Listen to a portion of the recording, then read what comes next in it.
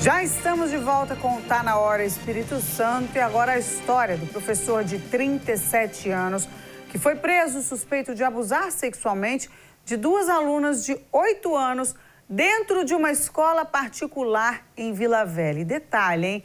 Esse crime, essa história foi registrada pelas câmeras da escola. Na delegacia, o professor deu aquela justificativa de que tudo era apenas um carinho. O primeiro boletim de ocorrência foi registrado no dia 14 de junho, depois que uma aluna de apenas 8 anos contou aos pais que havia sido tocada pelo professor nas partes íntimas. A criança também relatou que uma coleguinha dela também teria sido abusada. Segundo o relato da criança, conversando com o nosso setor psicossocial, que é composto por psicólogas e assistentes sociais, a criança revela que sim, houveram abusos pretéritos, porém o fato que nós analisamos foi especificamente esse das imagens que ocorreram na sexta-feira à tarde, no período da última aula, do dia 11 de julho. Segundo o delegado, as imagens do circuito interno confirmaram o abuso contra pelo menos 2 vítimas. Em uma delas, é possível ver a criança se afastando assustada e correndo. A sala onde os crimes ocorreram era monitorada por câmeras e tinha cerca de 12 alunos no momento dos fatos.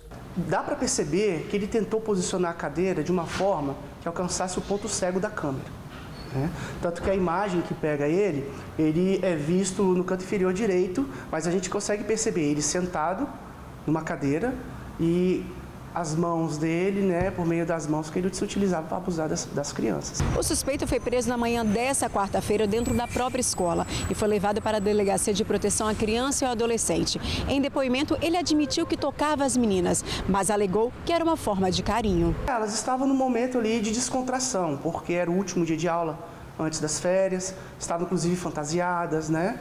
Então, uma das meninas está de pé, né, e ele utiliza da mão para tocar as partes íntimas dela de forma lasciva, como a gente consegue perceber através das imagens, e uma outra criança deita sobre o colo, né, e ele utiliza a própria boca dele para ali...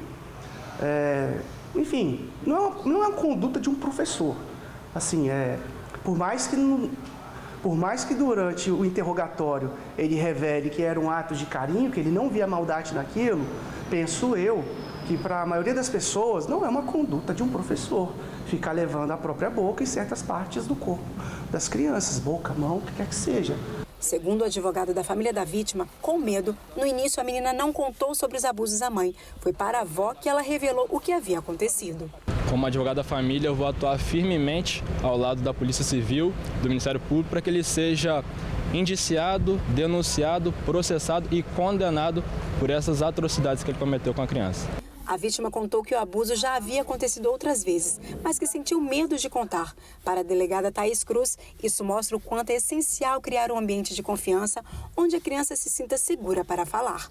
A gente tem que começar a observar, começar a perguntar e desde cedo conversar com as nossas crianças o que pode e o que não pode, qual região que pode ser tocada, qual o limite que aquela criança tem que impor ao corpo dela. O clima entre os pais é de tensão e medo. Uma das mães, visivelmente abalada, contou que desde que o caso veio à tona, está insegura. A gente ficou sabendo por outras mães do ocorrido desde ontem, né? Hoje a escola nos comunicou formalmente, então nós tomamos conhecimento, né? Por parte da escola na data de hoje, o que nos deixou muito mais abalados, muito mais assustados e apavorados, né?